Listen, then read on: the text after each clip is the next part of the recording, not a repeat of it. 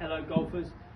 So this week our continuation from the Back to Basics campaign is focused on alignment. So last week was grip, this week is alignment.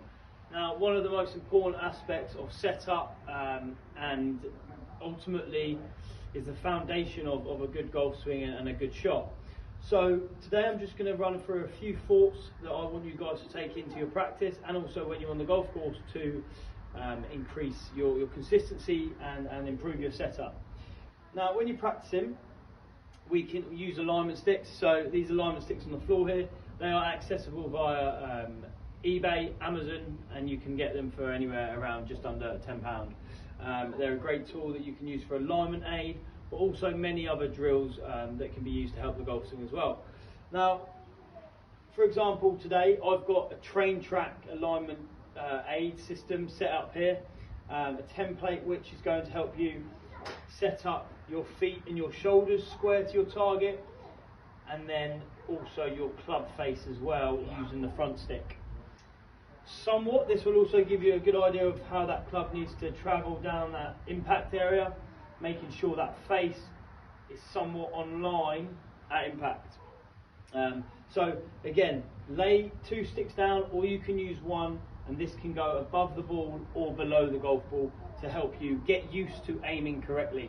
As golfers, if we set up to the right of our target for a long time, when really our target's that way, we'll get used to that and we'll feel like this is square. And as soon as we start aiming down our target line, all of a sudden that might feel off target. However, it's obviously on target and we just need to get used to that. So a train track template is perfect for that, and I want you guys to try and take that into your practice. Another thought I want you guys to take into your practice, especially when you're at the driving range, whether it's here at Wickham Park or another golf range somewhere in the county, is the border that the mat sits on. So as you'll see here, it's a square mat of course, and you've got straight edges, straight lines. And often if that mat is facing a certain direction, over your practice session, over the time that you're in your practice session, you will have tendencies to want to set up square to the mat.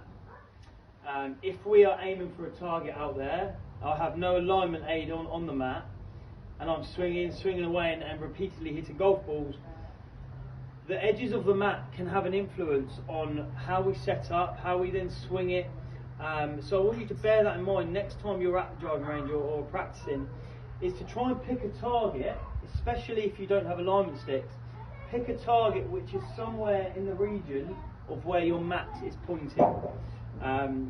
If we align ourselves wrong, if we aim incorrectly, we will make tendencies in our golf swing to get that club back travelling towards the target.